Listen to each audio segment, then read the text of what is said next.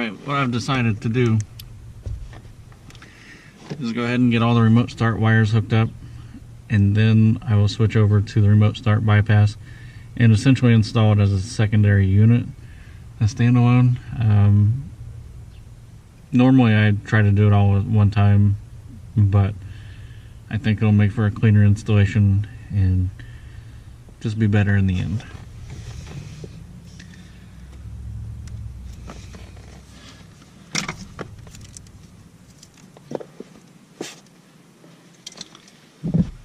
Alright, I'm going to start with the brake wire.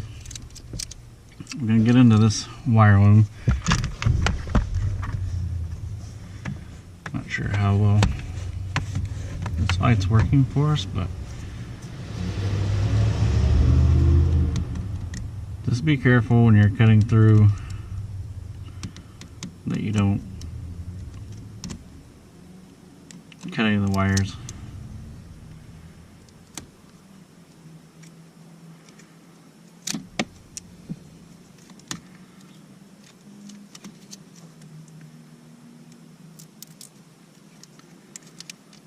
I'm going to cut some of this off, make it a little bit shorter, just so I have access to a little extra wire here. Alright, so earlier we tested the white and black. There we go. So now I've got access to that. I'm going to make a cut like that, and then slice the insulation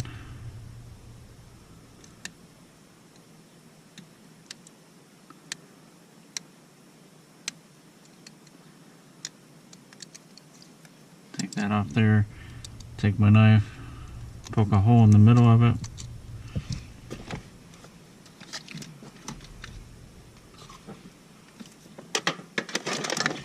Got my remote start right here. I want to leave a length of wire. I'll probably put the remote start up in here. So I want to leave enough wire that it doesn't constrain where I placed it. So this is the brown wire from the remote start, which is pretty common. It's a pretty standard color. So I poked the wire through the middle of that wire, pinch it together,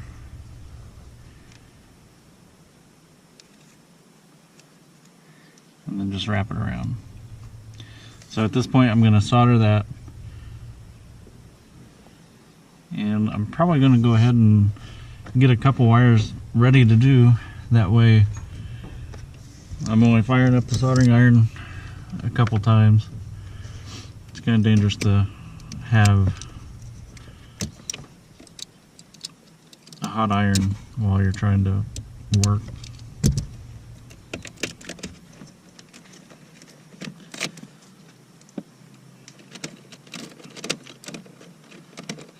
So once again, we tested the red black wire right here.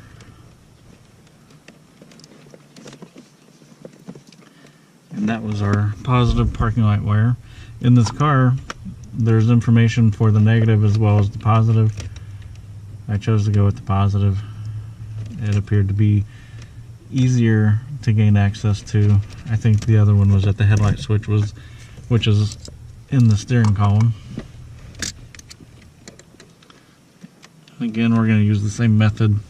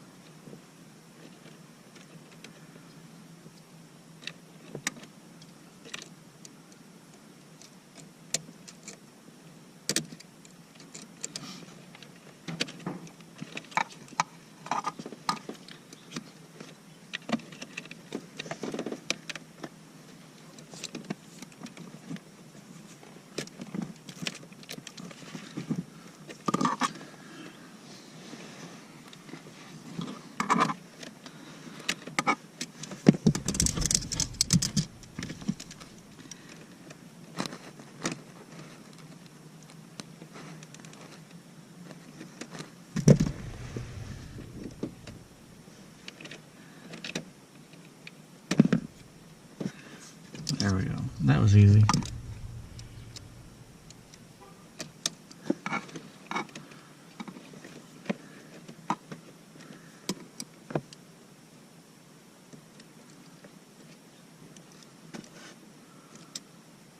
Okay. White wire from the remote start is going to be our positive parking light output.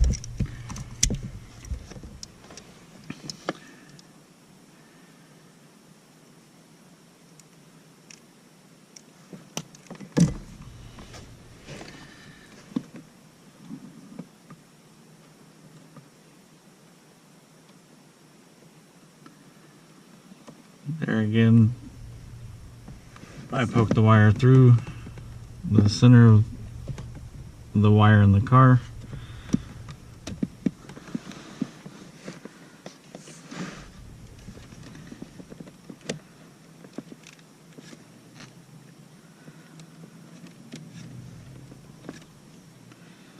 Okay, now that one is ready to solder.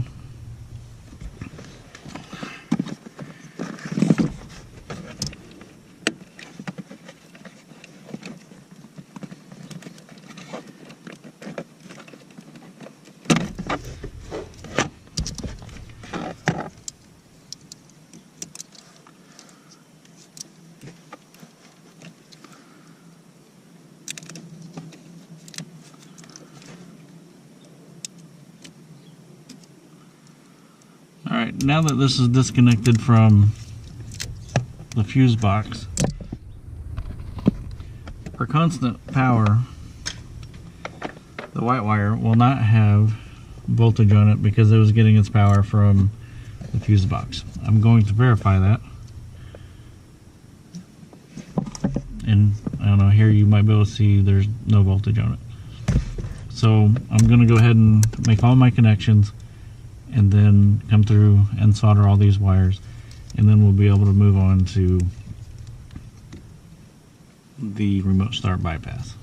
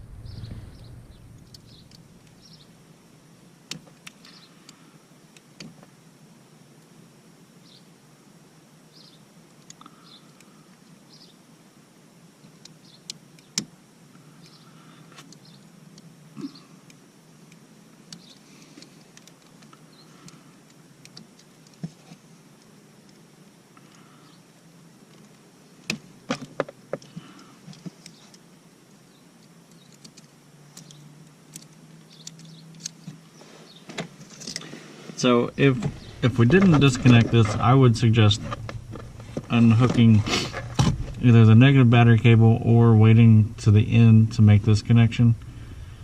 But like I said, it's currently not energized, so I don't have a problem going ahead and making this connection. So again, peel back the insulation, poke a hole in the middle, wrap it. And what I'm going to do also is I'm going to stagger the connections so they're not right on top of here in case there was any abrasion to the electrical tape after we do the soldering. Because then if it were to short out to the starter wire, starter would run and run and run, and obviously that's a bad thing. So I'm going to go ahead and continue on, make the rest of these connections, and then we'll be soldering.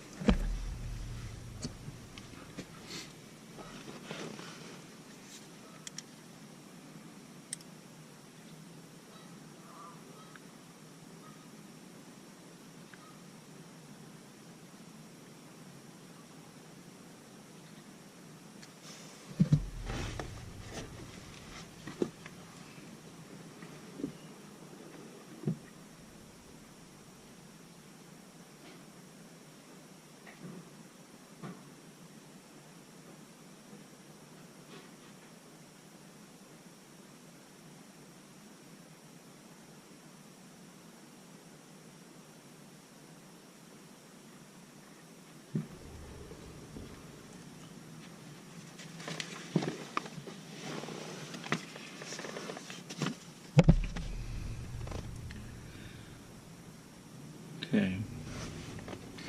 Black and yellow is ignition 1, which we verified with the key.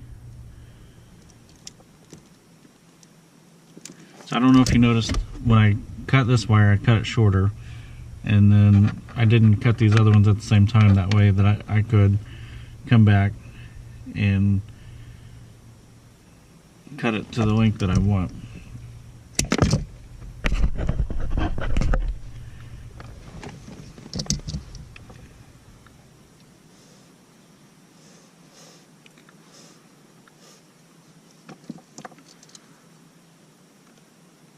Really pretty happy that I found all these wires right here.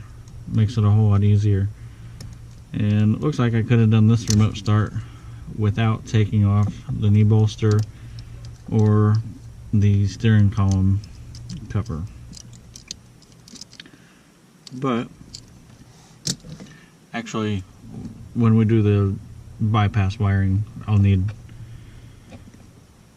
access to under the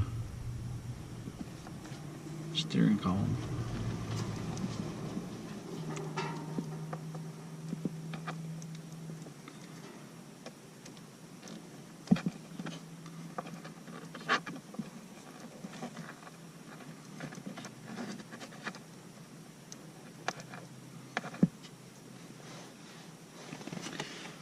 Alright. Next wire. Black red is ignition 2, which is going to be our green wire. I think I'll bring this one .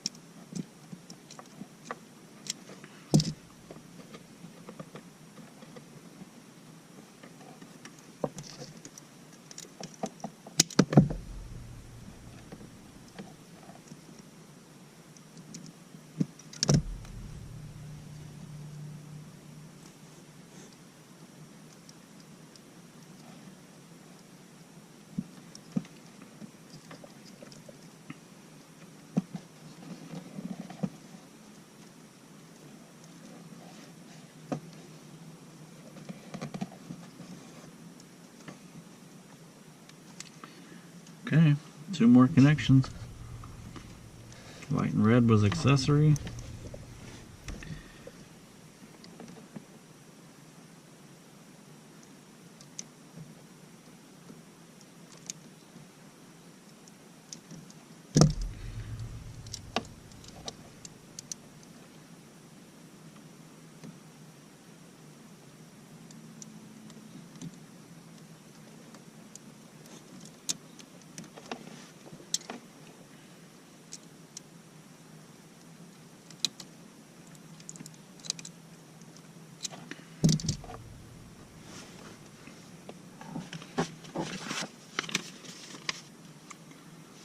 So it's going to be purple.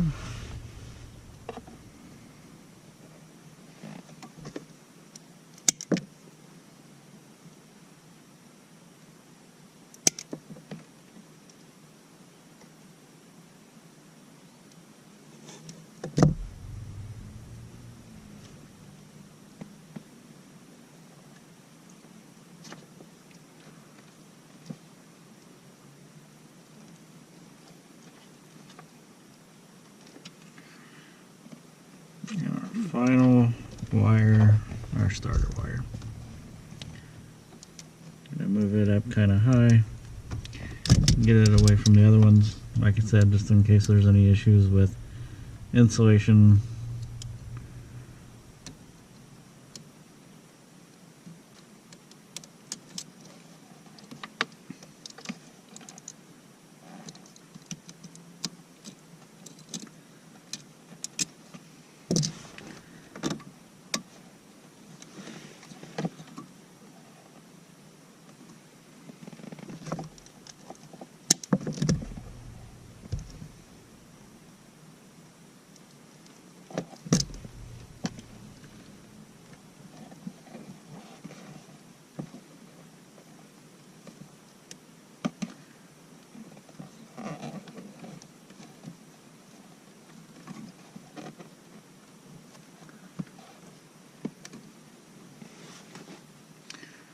Alright, so there's all the connections for the remote start by itself, with the exception of the ground, which I'll put a ring terminal on it and ground it to the kick panel.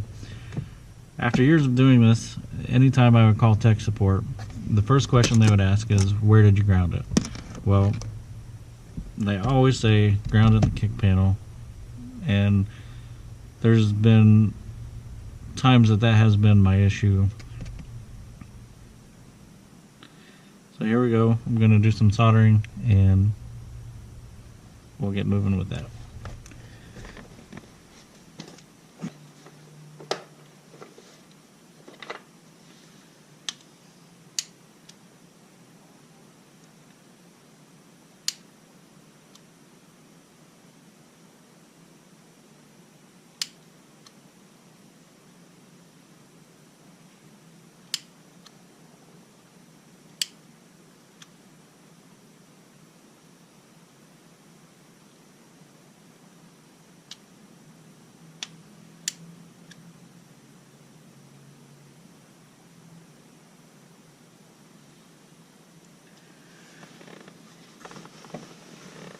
Alright, good news.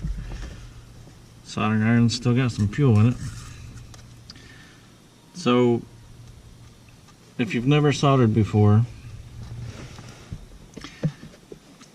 the trick isn't heating up the solder, it's heating up the wire, and then you can push the solder into the wire, and that's where you're going to have your best connection.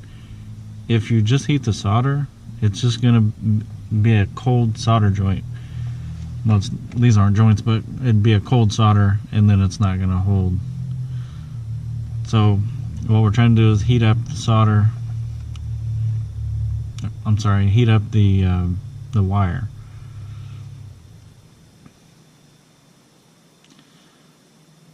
And this may take a minute.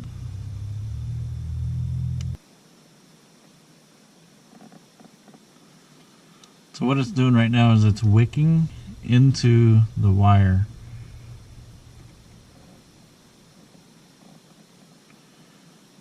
Hopefully you can see it. It's like the wire is soaking up the solder like a sponge.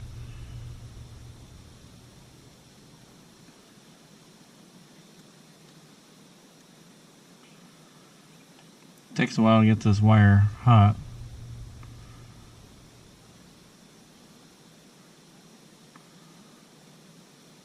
But you can see it, like I said, soaking in. There we go.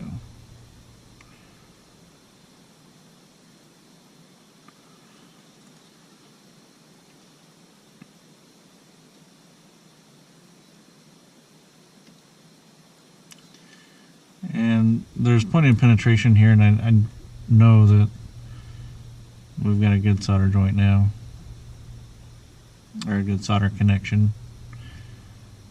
There we go. Okay, so we'll move on to the next one.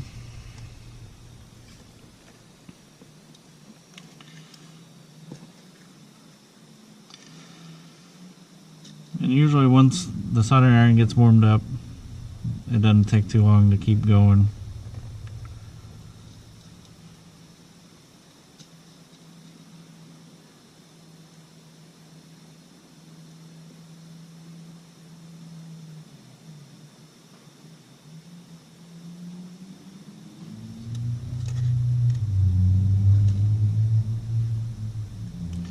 The thicker the wire, the longer this is going to take.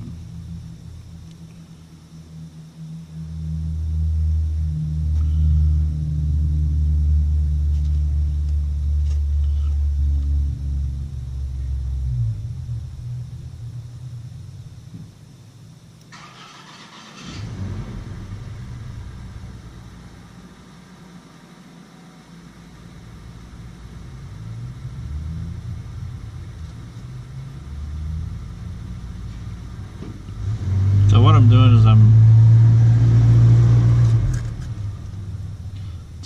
I'm loading the soldering tip, and then as the wire heats up and can accept more solder, it starts to wick and pull it in.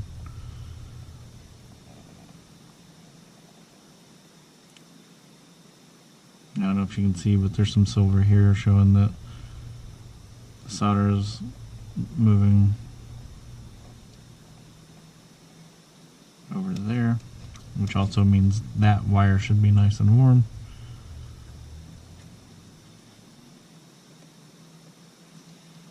Okay.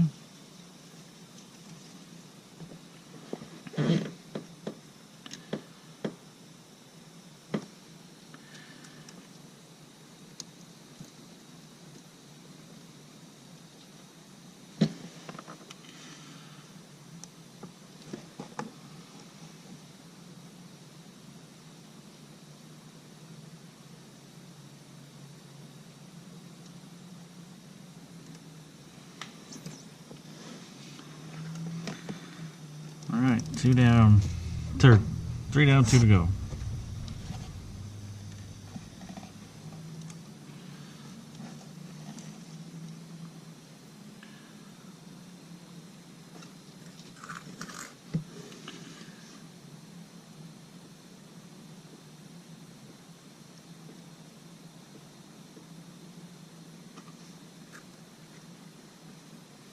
It's easy to get impatient waiting for this to heat up. You know, sometimes I use T-tap connectors, not the Scotch locks, but the actual T-tap. I've done that for a long time. But if this was my car, but I believe that this is the best connection, and I want the reliability for my customer. I don't want them to have any problems down the road. So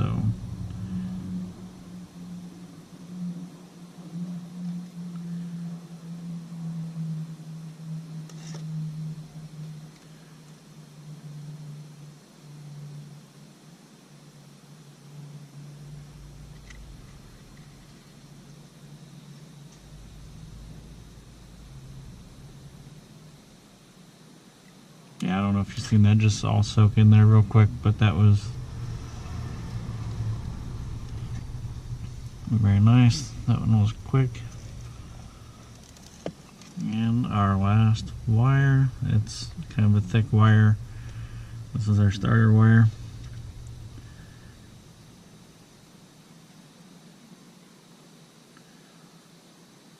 And I'm really happy that the soldering iron has stayed going. We got 2 more after this. They're small wires, so those will go quick.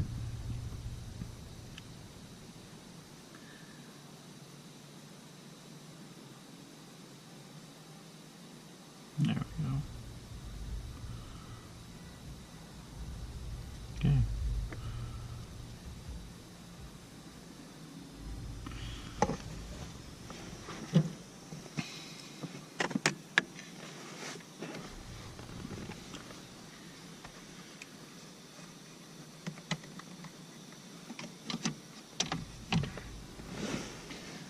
So here is a small wire.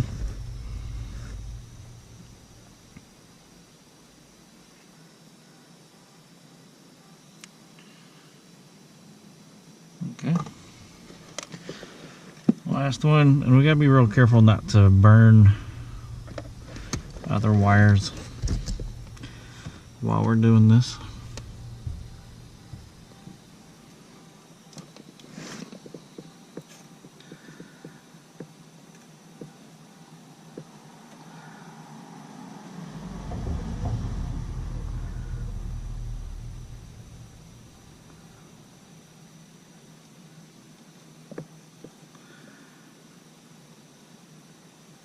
Alright. Nice. Okay.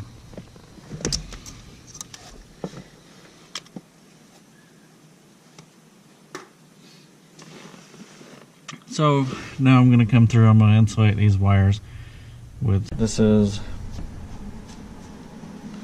the remote start antenna. I like to place these up here just above the rear view mirror, about the center of the windshield. It's pretty much the highest point on the car, and you get the best range there. So So I'm going to take off this backing from the adhesive.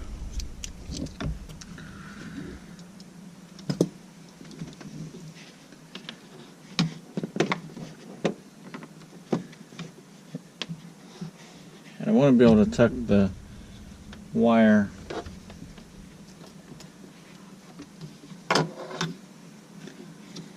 as rigid as this wire is. It might have to stick out just a little bit.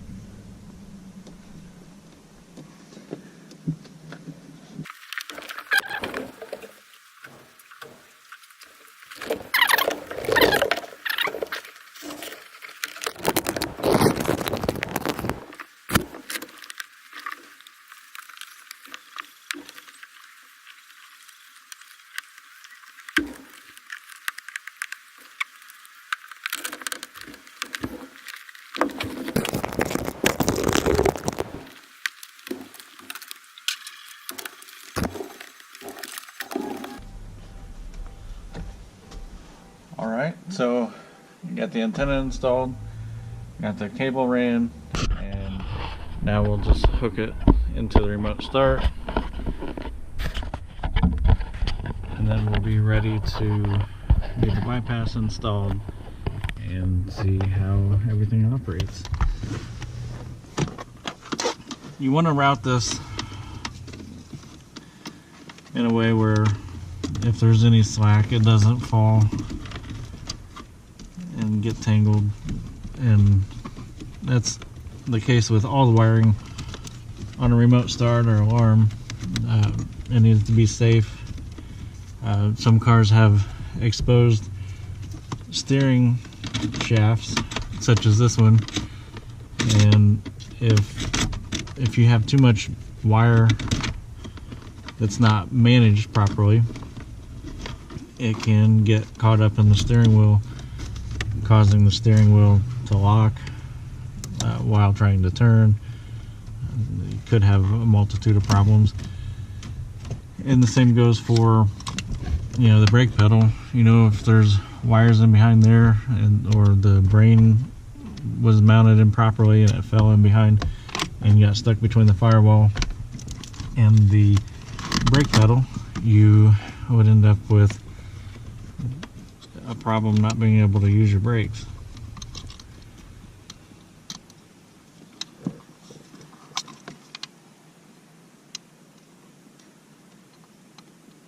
Okay, so right now we could test and see if the parking lights work, but I'm just gonna wait until we're completely done. So now we're going to switch over to installing the Flashlogic FLCAN, and I will pull up the information on my phone and see where we need to make our connections for that one.